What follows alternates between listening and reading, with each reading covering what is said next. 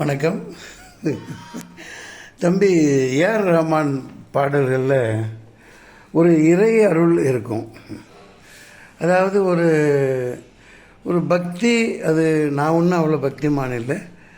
ஆனால் பல படங்களில் நான் சர்வே பண்ணியிருக்கேன். தம்பி படம் ஆஸ்கர் வாங்கின இதில் எல்லா புகழும் இறைவனுக்கே அல்லாஹ் ஒருவனின், அதே இதில் தான் எல்லா புகழும் ஒருவனுக்கே அப்படின்னு அப்படி ஒரு தொடர்பு இருக்குது அதில். ஆமாம், அவர் படங்கள் பல படங்கள்லாம் நான் நடிக்கலையே. பல கவாலி படங்கள் கவாலி டைப்பா படத்துலலாம் நான் நடிச்சிருந்தா நல்லா இருக்குமே அப்படின்னுலாம் பல வேலைகளில் நான் யோசிச்சிருக்கேன்.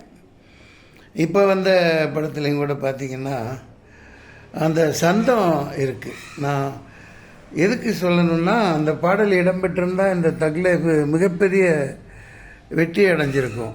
நான் படம் பார்க்க முடியல, வேலைப்பளு குடும்ப சூழல் அப்படி அங்கே இங்கே அலைஞ்சிட்ருக்கேன்.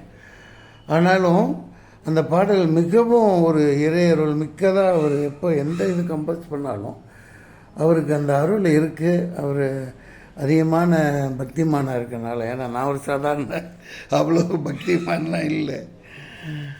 இந்த இதுலேயும் பார்த்தீங்கன்னா லா இலாஹா இல்லல்லாஹு லா இலாஹா இல்லல்லாஹுவில் இன்பம் கொள் நெஞ்சமே தூய களி மாவதனை தினமும் ஓது வாய் நெஞ்சமே கலை கனவினில் கண் விழித்தேன் அந்த மாதிரி அந்த சந்தம் இணையும். அது மிகப்பெரிய கொடுப்பினை. அது இந்த பாடல் இடம்பெற்றிருந்தால் படம் மிகப்பெரிய வரவேற்பு பெற்றிருக்கும். அது ரொம்ப அற்புதமாக இருக்குது. பாடல்களில் சந்தங்கள் இணையிறது சகஜம்தான். அந்த வகையில் அவர் கொடுத்து வச்சவர் A R Rahman is the great.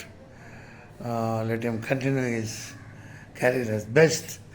இந்த படம் அந்த பாடல் என்ன காரணத்தினாலேயோ மணிரத்னம் சார் படத்தில் இடம்பெறலை.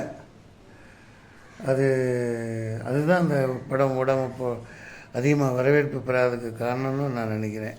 பாய் எவ்ரிபாடி.